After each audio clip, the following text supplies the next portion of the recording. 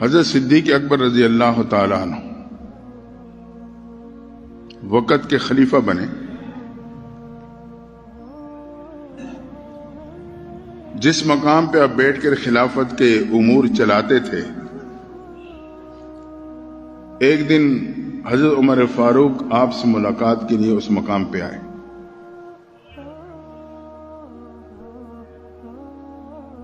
تو کاغذات ہیں مختلف قسم کے، وہ سامنے پڑے ہیں مختلف امور کے حوالے سے. حضرت عمر کی اس طرح اس میں نظر پڑی تو ایک فائل سامنے آئی. اس فائل میں کچھ معذور اور کمزور لوگوں کے نام تھے، پھر ان کے گھر کا ایڈریس اور پتہ تھا، اور اس سے آگے جن جن نے ان کی خدمت اپنے ذمے لی تھی ان کا نام تھا. تو حضرت عمر اس طرح نظر ڈالتے گئے. آخر میں دیکھے کہ بڑھیا اماں کا نام ہے، عمر ساتھ لکھی ہوئی ہے، اتنی عمر کی. خدمت کا خانہ خالی. حضرت عمر نے اس بڑھیا کا پتہ اپنے ذہن میں بٹھا لیا اور یہ نیت کر کے وہاں سے اٹھے کہ اس کی خدمت میں کروں گا.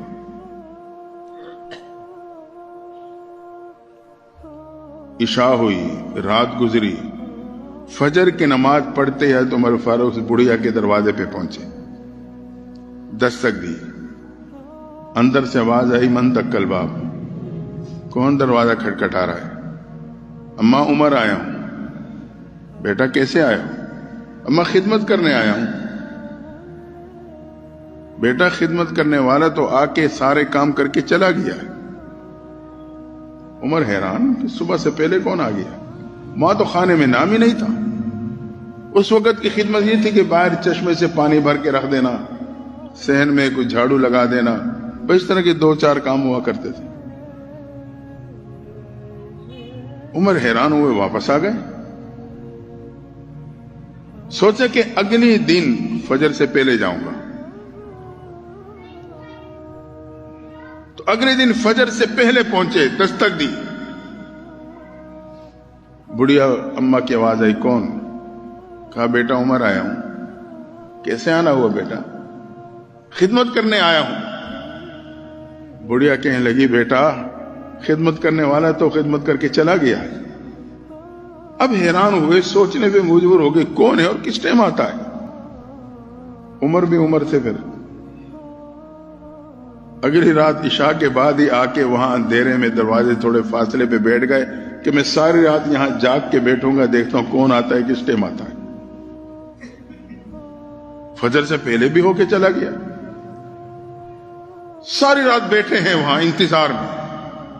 رات کی تاریکی چھا گئی، لوگ ہر طرف سناٹا ہو گیا، لوگ نیند کے آغوش میں چلے گئے.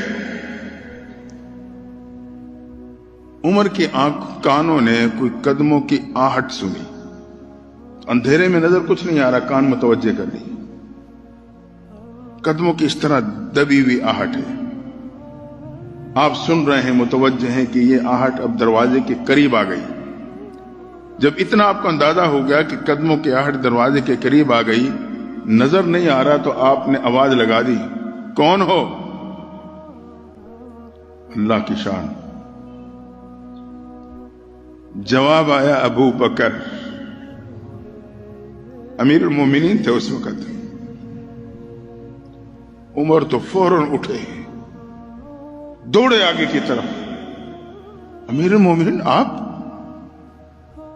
نیچے دیکھا تو قدموں میں جوتا بھی نہیں. امیر المومنین پاؤں میں جوتا بھی نہیں ہے. فرمایا، بھائی عمر جوتا اتار کے آتا ہوں، اس کی آہٹ کی وجہ سے کسی کی نیند خراب نہ ہو جائے. امیر المومنین وہاں فائل میں تو خدمت کے خانے میں کسی کا نام نہیں تھا. فرمایا، ہاں اس اماں کی خدمت میں نے اپنی ذمہ رکھی تھی.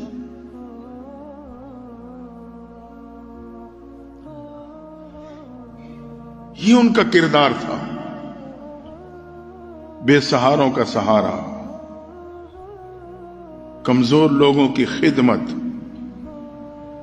تو یہ میرے اور آپ کے لیے ایک پیغام ہے اس موقع پر.